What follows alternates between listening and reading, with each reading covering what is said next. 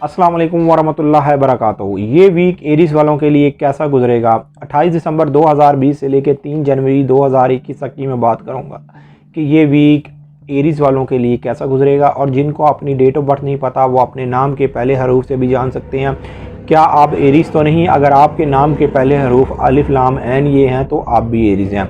उससे पहले जिन लोगों ने अभी तक मेरे चैनल को सब्सक्राइब नहीं किया उन लोगों से गुजारिश है चैनल को सब्सक्राइब कर लें, साथ ही बेल आइकन को पुश कर दें ताकि मेरी आने वाली हर वीडियो आप तक आसानी से पहुंच सके। वीडियो को शेयर लाइक कमेंट लाजमी करें ताकि हमारी टीम की हौसला अफजाई हो सके। एरीज़ वालों के फर्स्ट हाउस के अंदर मरीक है। हालांकि मरीक ने 6 जनवरी 2021 को इनके सेकंड हाउस में चले जाना है, लेकिन इस वीक के अंदर एरीज़ वालों के लिए बहुत ज़्यादा एक अहम खबर है कि अगर आपने ये वीक को ज़ाया कर दिया तो आने वाले चंद हफ्ते फिर आपके बेहतर नहीं गुजरने वाले। आपके आने वाले चंद हफ्तों के अंदर अलग-अलग आपके साथ मामलात हो सकते हैं, तो इस वीक को बिल्कुल ज़ाया ना करें। 6 जनवरी 2021 को मरीख ने चेंज हो जाना है, इसने आपके सेकंड हाउस में चले जाना है। लेकिन मैं यहाँ पर बात कर रहा हूँ 28 दिसंबर से लेके 3 जनवरी 2021 तक की मैं बात कर रहा हूँ कि ये वीक आप कैसा गुजारें और इस वीक के अंदर आपके लिए किन किन मामलात में बेहतरी है।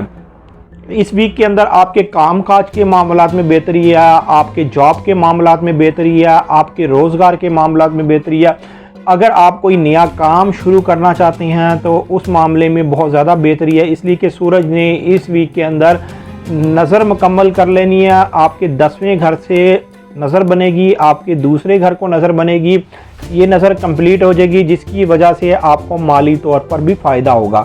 जो एरीज़ वाले बीमार हैं या कामकाज की वजह से परेशान थे या उनकी मुलाजमत नहीं लग पा रही थी, तो इस वीक के अंदर आप कोशिश करें, इंशाअल्लाह ताला आप मुलाजमत में कामयाब होते हुए नज़र आ रहे हैं। आपको कोई ना कोई रोज़गार मिलता हुआ नज़र आ रहा है। वीनस जो आपके 9th हाउस में है और अगले वीक के अंदर वीनस ने भी आपके 10th हाउस में चले जाना है। लेकिन इस वीक के अंदर वीनस ने आपके 5 हाउस के साथ एक अच्छी नज़र बनानी है। जब मून आएगा यहाँ पर, जब मून आएगा तो मून ने वीनस के साथ एक अच्छी नज़र बनानी है। तो एरीज़ वालों के लिए बैरून मुल्क के मामलात, आला तलीम के मामलात, कानूनी मामलात, अजवाज़ी मामलात और इनके लक फैक्टर के मामलात बहुत ज़्यादा बेहतर होते हुए नज़र आ रहे हैं। अगर आप कोई अनामी स्कीम में हिस्सा लेना चाहते हैं या अपनी किस्मत आजमाना चाहते हैं तो ये वीक आपके लिए बहुत ज़्यादा बेहतर और अहम वीक है। हालांकि ज़ुहल और मुश्तरी जो आपके 11वें घर में आ गए हैं, ज़ुहल तकरीबन 2.5 साल अब आपके 11वें हाउस में रहेगा, लेकिन मुश्तरी जो 13 महीने आपके 11th हाउस में रहेगा, जिसकी वजह से आपकी उम्मीदें ख्वाहिशात वगैरह इस साल के अंदर भी कुछ ना कुछ ज़रूर पूरी होती हुई नज़र आएंगी। लेकिन यहाँ पर मैं आपको ये बता दूं कि इस वीक शुरू हो रहा है ये वीक, ये ज़रा थोड़ा बहुत आपके काम काज में आपको ज़्यादातर कोशिश करनी पड़ेगी, अपने मामलात खुद घर से बाहर निकल के करने पड़ेंगे।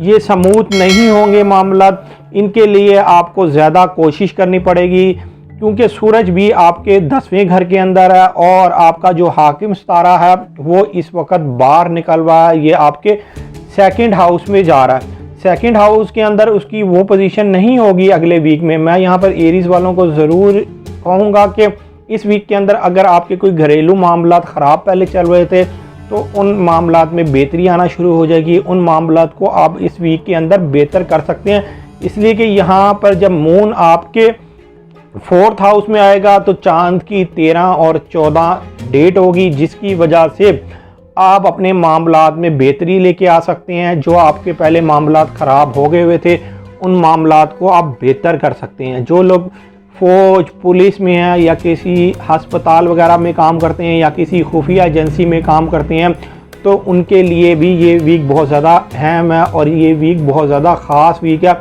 आप इस वीक के अंदर अपने बहुत से मामलात में बेहतरी लेके आ सकते हैं। ये लोग भी इस वीक के अंदर अपने आप को बेहतर फील करेंगे, अपने फील करेंगे। और अगर ये जॉब के किसी भी मामले में परेशान थे, पहले काफ़ी अरसे से परेशान थे, तो अब इनकी वो परेशानी भी काफ़ी हद तक ख़त्म हो जाएगी। हाँ, अगर कोई एरीज़ वाला सालों साल से परेशान है और उसकी परेशानी दूर नहीं हो पा रही तो उसको चाहिए कि वो अपना पैदाइशी जायचा बनवाएं और पैदाइशी जायचा बनाने के बाद जो आपकी रेमेडीज़ बनती हैं वो करके देखें, इंशाअल्लाह ताला आपके हालातों में भी काफ़ी हद तक बेहतरी आ जाएगी। अगर आप अपना पैदाइशी जायचा बनवाना चाहते हैं तो ये मेरा सेल नंबर लिखा हुआ है, आप इस पर रब्ता करके अपना पैदाइशी जायचा बनवा सकते हैं। पैदाइशी जायचे की थोड़ी बहुत फ़ीस तो होती है, लेकिन आपकी बेहतर रहनुमाई कर दी जाती है। उम्मीद करता हूँ मेरी ये वीडियो आप लोगों को बहुत पसंद आई होगी। मेरी इस वीडियो को शेयर, लाइक, कमेंट और मेरे चैनल को सब्सक्राइब करना ना भूलिएगा, और ख़ास तौर पर अपनी खुसूसी दुआओं में याद रखिएगा। अल्लाह हाफ़िज़।